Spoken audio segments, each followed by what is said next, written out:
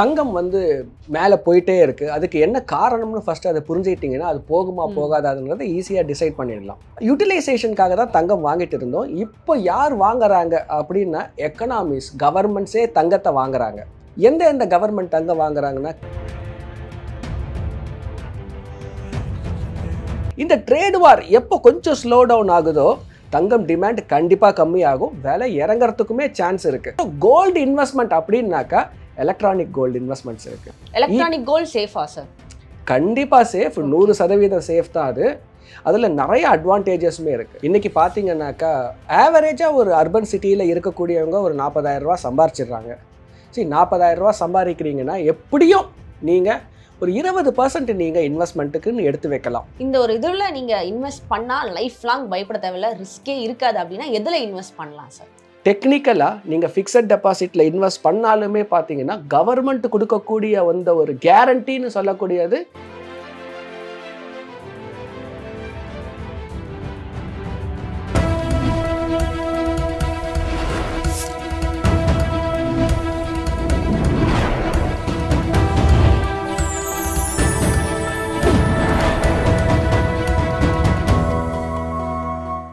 Hi hello, this is Madhumitha from channel 5 and இன்னைக்கு நம்ம கூட யார் ஜாயின் பண்ணியிருக்கா இந்த செக்மெண்ட்டில் அப்படின்னு பார்த்தோன்னா ஃபினான்ஷியல் அட்வைசர் சதீஷ்குமார் சார் அவங்க தான் ஜாயின் பண்ணியிருக்காங்க. அவர்கிட்ட நிறைய விஷயங்கள் நம்ம கேட்டு தெரிஞ்சுக்க போகிறோம். வாங்க சார். வணக்கம் சார். வணக்கம். கோல்டு ரேட் இன்க்ரீஸ் ஆகிட்டே போகுது, மக்கள் எல்லாமே ஒரு மைண்ட் செட்க்கு வந்துட்டாங்க, இப்படி தான் இருக்க போகுது அப்படின்னு சொல்லிட்டு. பட் நான் ரீசெண்ட் டேஸில் சில இன்டர்வியூஸ்லாம் பார்த்த வரைக்கும் அவங்க என்ன சொல்கிறாங்கன்னா, இந்த இயர்லேயே 1 lakh கிட்ட போயிடும் கோல்டு ரேட்டை, இன்க்ரீஸ் ஆகிடும்ன்றாங்க. இது பார்க்கும்போது லைட்டாக எங்களுக்குமே கொஞ்சம் பயம் இருக்குது. அந்த அளவுக்கு போகிறதுக்கான வாய்ப்பு இருக்கா சார்?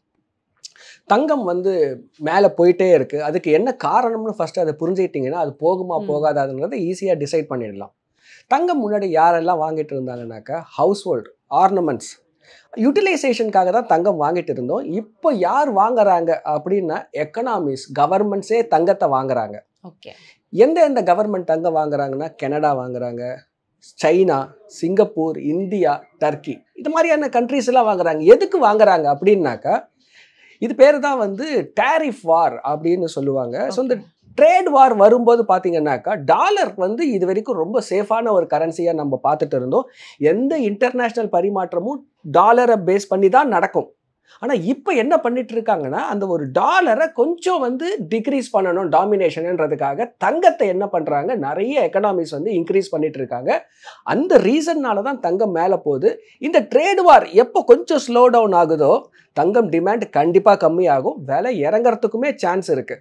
அது எப்படி இது இன்னமும் மேலே ஏறுமா அப்படின்னு இந்த ட்ரேட் வார் வரக்கூடிய நியூஸை பொறுத்து தான் இருக்குது. ஓகே.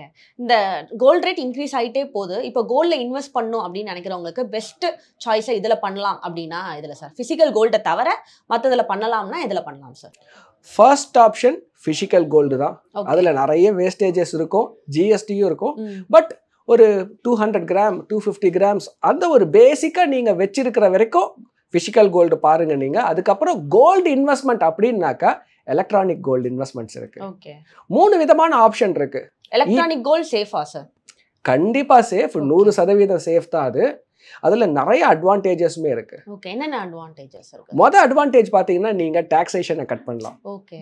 இப்போ நீங்கள் தங்கத்துமா ஒரு ஆர்னமெண்ட்ஸோ ஜுவல்லோ வாங்குறீங்கன்னா 3% நீங்கள் ஜிஎஸ்டி, அந்த ஜிஎஸ்டி இங்கே எலக்ட்ரானிக் கோல்டில் கோல்டு மியூச்சுவல் ஃபண்டாவோ கோல்டு இடிஎஃப்ஆவோ வாங்கும்போது கட்ட தேவையில்லை.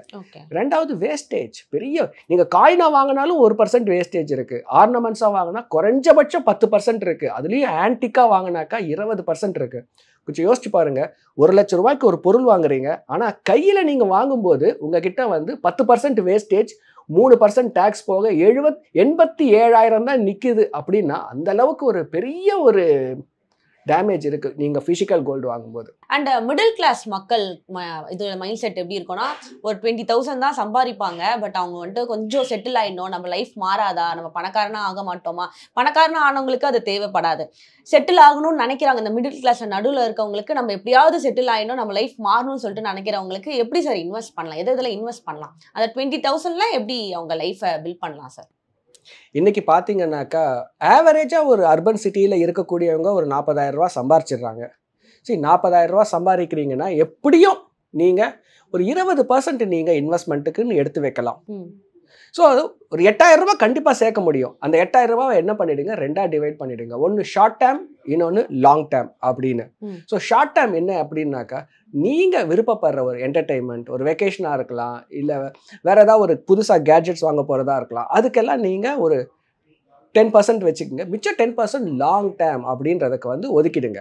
உங்களோட இன்கம்ல கண்டிப்பாக 10% ஒரு லாங் டேர்ம் சேவிங்கு கொண்டு வரணும். நம்பர் 1 அது. நம்பர் 2, முதல்ல வந்து இன்வெஸ்ட்மெண்ட் அப்படின்றது ஒரு பிரமிடு மாதிரி. ஸோ பேஸ் என்ன பண்ணணும்னா ரொம்ப ஸ்ட்ராங்காக இருக்கணும். ஒரு வீடு கட்டும்போது கூட நம்ம என்ன பண்ணுறோம், ஃபவுண்டேஷன் தான் ஸ்ட்ராங்காக போடுறோம். ஸோ ஃபர்ஸ்ட் என்ன பண்ணுங்க, எமர்ஜென்சி ஃபண்ட் அப்படின்னு சொல்லிட்டு ஃபிக்ஸட் டெபாசிட்டில் இன்வெஸ்ட் பண்ணுங்க. உங்களோட மாத செலவு எவ்வளவோ அதுக்கு ஒரு 6 times 8 times ஃபிக்ஸட் டெபாசிட்டில் ஃபர்ஸ்ட் இன்வெஸ்ட்மெண்ட் அதில் ஸ்டார்ட் பண்ணுங்க. அடுத்தது கொஞ்சம் கோல்டை வாங்கி வைங்க நீங்கள். 2வது. 3வது, அதுக்கப்புறமா வந்து அதிகப்படியான ரிட்டர்ன்ஸுக்கு என்ன பண்ணுங்க, மியூச்சுவல் ஃபண்டில் இருக்கக்கூடிய எஸ்ஐபியில் கொஞ்சமாக நீங்கள் உங்களோட எக்ஸ்போஷரை இன்வெஸ்ட்மெண்ட்டை கண்டிப்பாக ஸ்டார்ட் பண்ணுங்கள். நீங்கள் நினைக்கிற அந்த ஒரு ஃபைனான்ஷியல் கோல்ஸ், ட்ரீம்ஸ் கண்டிப்பாக உங்களால் அடைய முடியும். ஓகே. இந்த ஒரு இதுல நீங்க இன்வெஸ்ட் பண்ணா லைஃப் லாங் பயப்பட தேவையில்ல, ரிஸ்கே இருக்காது அப்படின்னா எதுல இன்வெஸ்ட் பண்ணலாம் சார்? இன்னைக்கு பார்த்தீங்கன்னா ரிஸ்கே இல்லாத ஒரு இன்வெஸ்ட்மெண்ட் அப்படின்ற ஒரு வார்த்தைக்கு இடமே கிடையாது. ஏன்னா டெக்னிக்கலாக நீங்கள் ஃபிக்ஸட் டெபாசிட்டில் இன்வெஸ்ட் பண்ணாலுமே பார்த்தீங்கன்னா கவர்மெண்ட் கொடுக்கக்கூடிய அந்த ஒரு கேரண்டின்னு சொல்லக்கூடியது 5 லட்சத்துக்கு மட்டும்தான். பட் இந்தியாவில் வந்து பேங்க்ன்றது வந்து திவாலானது கிடையாது. இன்வெஸ்டர்ஸ் வந்து கண்டிப்பாக அவங்க ரிட்டர்ன்ஸை எடுத்துகிட்டு போவாங்க.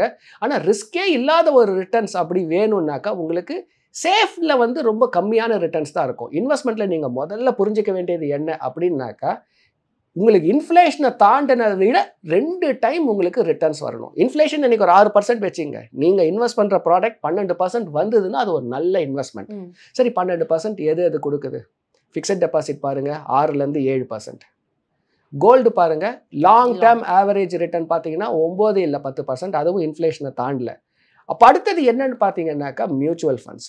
ஸோ மியூச்சுவல் ஃபண்ட்ஸ் அப்படின்னு சொல்லும்போது இண்டெக்ஸே பார்த்தீங்கன்னா உங்களுக்கு ஒரு 5 வருஷம் நீங்கள் கண்டிப்பாக ஸ்டே பண்ணி இருந்தீங்கன்னா, இன்வெஸ்டடாக இருந்தீங்கன்னா 12% நிச்சயமாக கொடுக்குது. ஆனால் அது என்ன பண்ணணும்னா, மியூச்சுவல் ஃபண்ட் வந்து இன்வெஸ்ட் பண்ணும்போது குறைஞ்சபட்சம் நீங்கள் ஒரு 5 வருஷமாவது கண்டிப்பாக தொடர்ந்து இன்வெஸ்ட் பண்ணுங்க.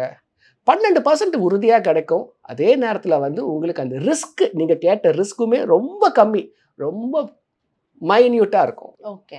இப்போ இருக்க நிறைய சாமானிய மக்களுக்கு மியூச்சுவல் ஃபண்ட் அப்படின்னா என்னன்னே தெரியல. ஏன்னா நிறைய பேர் வந்து இதில் இன்வெஸ்ட் பண்ணுங்க, இது ரொம்ப கொஞ்சம் ரிஸ்க் கம்மி பண்ணலாம்னு சொல்கிறாங்க. பட் நிறைய பேருக்கு அப்படின்னா என்னன்னே தெரியாமல் இருக்காங்க சார். அதை கொஞ்சம் டீட்டெயிலாக சொல்லுங்கள் sir.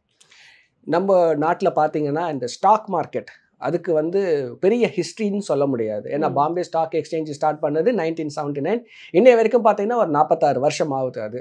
So one of the oldest அது இந்த பாம்பே ஸ்டாக் எக்ஸ்சேஞ்ச். ஸோ யாராவது வந்து இப்போ என்னோட அப்பா ஜெனரேஷனில் இருந்தவங்களுக்கு பங்கு சந்தைன்னா கண்டிப்பாக இது வரைக்கும் இன்வெஸ்ட் பண்ணதே கிடையாது. அவர் 60 வயசுக்கு அப்புறம் தான் மியூச்சுவல் ஃபண்டுன்ற ஒரு இன்வெஸ்ட்மெண்ட்டுக்கே ஆரம்பித்தாங்க அவங்க.